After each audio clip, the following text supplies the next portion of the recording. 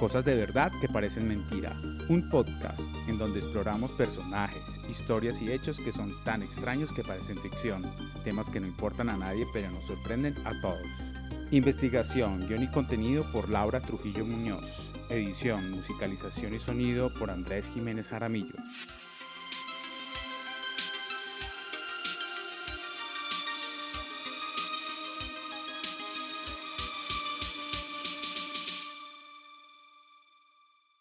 Hola a todos, bienvenidos a un nuevo episodio del podcast Cosas de verdad que parecen mentira. Soy Laura Trujillo Muñoz, estrenando gafas y acompañándolos en este nuevo podcast que nos emociona mucho tener de la segunda temporada. Les pedimos perdón a todos porque hemos tenido bastantes inconsistencias, pero pues ha sido una cuestión de solucionar mi visión y que pueda hacer este podcast de la mejor manera. Entonces, sin más preámbulos, conmigo está Andrés Jiménez Jaramillo, por todos conocidos como Baz, apoyándonos en los controles y en la producción. Hola a todos, los saludo detrás de los micrófonos de nuestro podcast, Cosas de verdad que parecen mentira, acompañándolos en estas historias increíbles y en este caso realmente absurdas.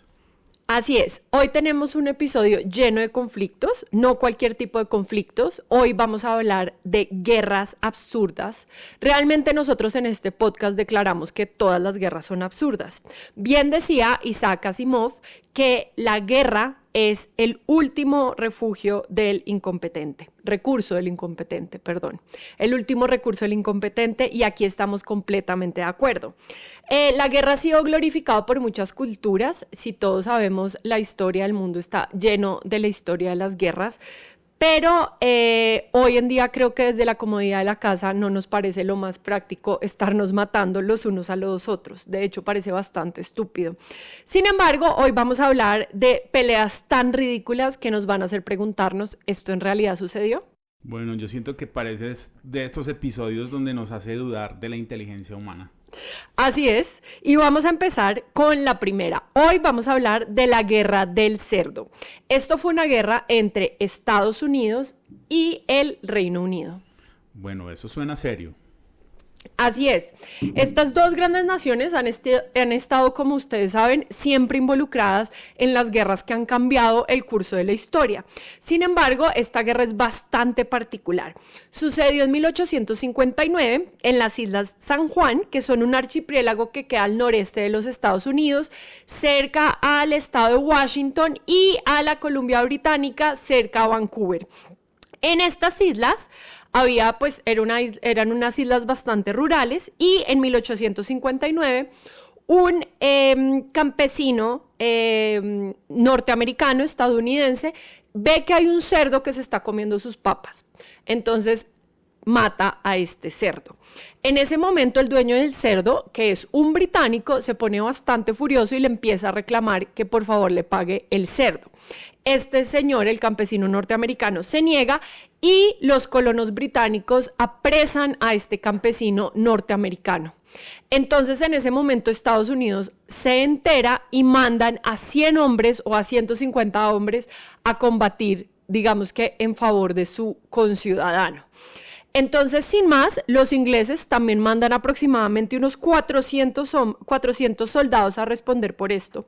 Entonces, pues nos damos cuenta que de un cerdo y una papa esto se escaló bastante mal. Increíble, no lo puedo creer.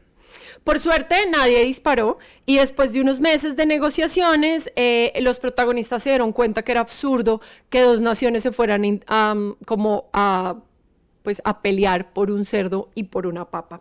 Y de todo esto pues quedó una lección: no subestimemos nunca el valor de una papa. De no creer.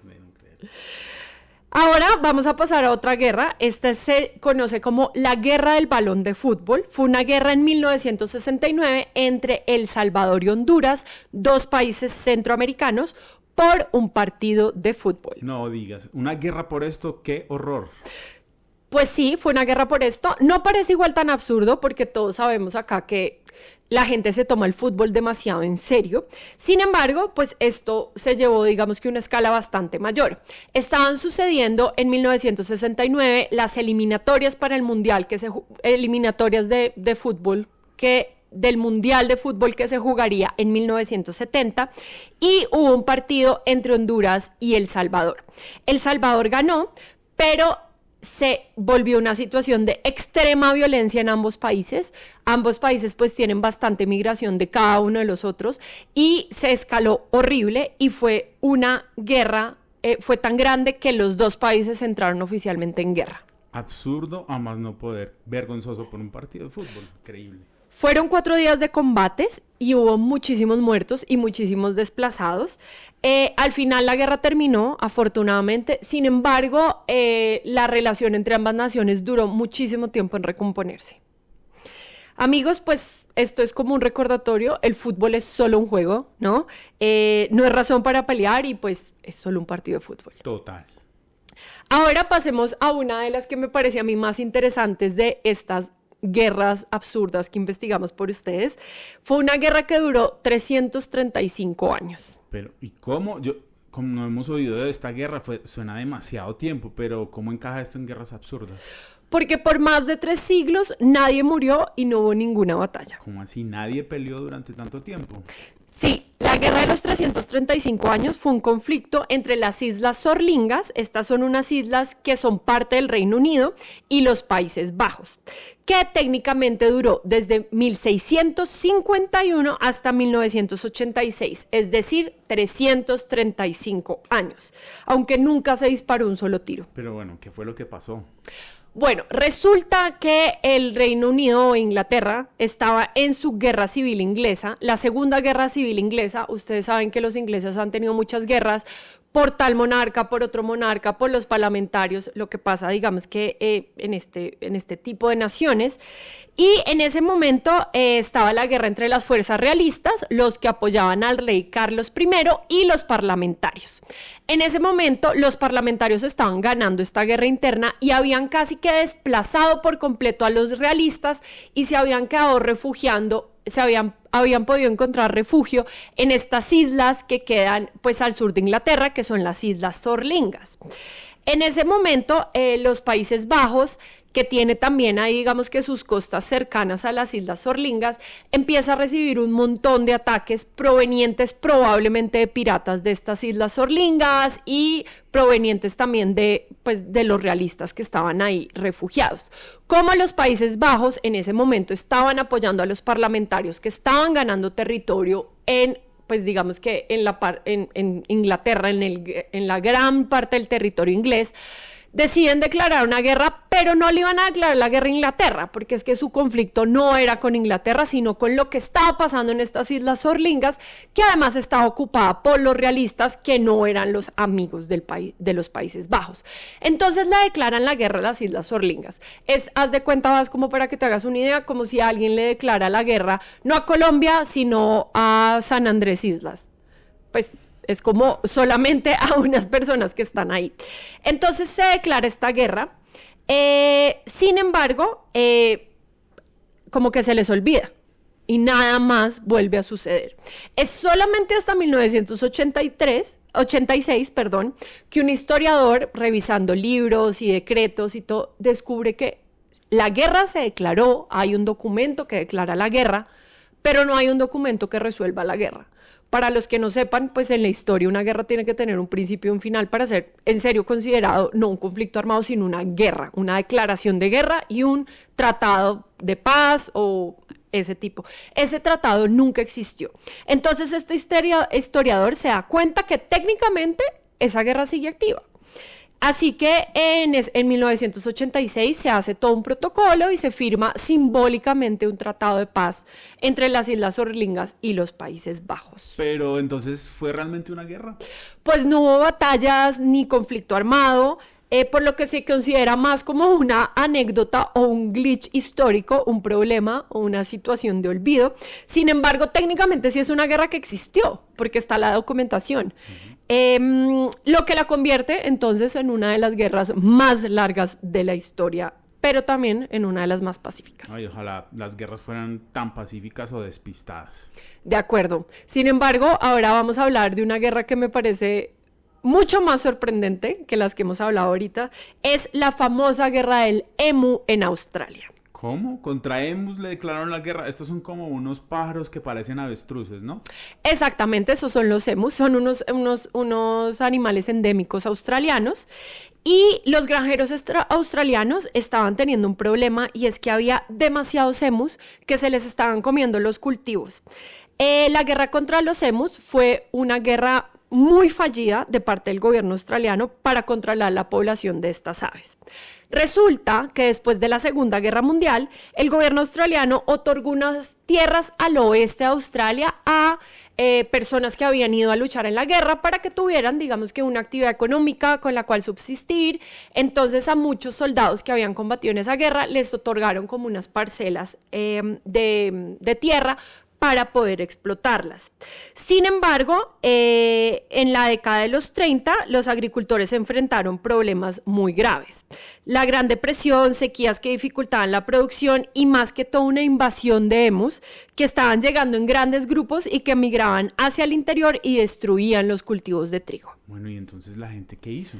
Los agricultores pidieron ayuda al gobierno y este decidió utilizar al ejército para controlar a los emus. En noviembre de 1932, el gobierno envió soldados con ametralladoras Lewis para eliminar a todos los emus. Pero la campaña fracasó por varias razones. Los emus eran demasiado rápidos y difíciles de cazar. Las armas además se atascaban por la cantidad de polvo y las condiciones del terreno. Se gastaron miles de balas, millones de personas que estaban ahí combatiendo contra los emus, pero solo lograron matar a menos del 10% de la población de los emus. Después de varios intentos y burlas de la prensa, el gobierno abandonó por completo la operación. Uy, no puede ser. ¿Y entonces quién ganó? Pues los emus, por supuesto. La población de aves siguió creciendo y el gobierno optó por subsidiar unas vallas que no permitieran que los emus entraran a los conflictos, para no permitir que los emus entraran a los cultivos. Y bueno, este es un evento considerado una de las guerras más absurdas y es aún hoy un tema de burlas para Australia. Wow, increíble. Increíble, ¿no? Ahora ¿puedes creer que hay otra guerra contra aves? No digas, no Sí, puede ser. ajá, y es la segunda la que vamos a hablar. Vamos a hablar la guerra contra los gorriones, que fue una campaña impulsada en China por Mao Zedong en 1858 como parte del Gran Salto Adelante, que era como su campaña política. Se trató de una iniciativa para erradicar a los gorriones porque se creía que estos pájaros consumían gran cantidad de los granos y esto estaba afectando mucho a la producción agrícola. Bueno, ¿y qué pasó en esta infame guerra contra los gorriones? El gobierno chino ordenó, esta vez no al ejército, sino a la población, que exterminaran a los gorriones mediante diversas estrategias. Una era hacer tanto ruido que no dejara dormir a los pájaros y los pájaros se murieran. Destruir huevos y nidos y también cazarlos con ondas y con palos. Hasta cazar y pues digamos que millones de personas empezaron a participar en esta campaña, infame campaña, y en poco tiempo la población de gorriones disminuyó sustancialmente. Bueno, esto suena muy, muy mal. Así es, esto trajo además consecuencias desastrosas, porque si bien los gorriones sí se estaban comiendo los granos, los gorriones también hacían un control de plagas importantísimo. O sea, todos acá sabemos que mantener como un equilibrio en la ecodiversidad es muy importante porque no sabemos, o sea, como que el equilibrio en la naturaleza es bastante delicado y muy sagrado, pensaría yo. Estos gorriones pues resulta que se comían muchas plagas, entre esas las langostas. Al decaer completamente la población de gorriones, pues aumentó hartísimo la cantidad de plagas en los cultivos.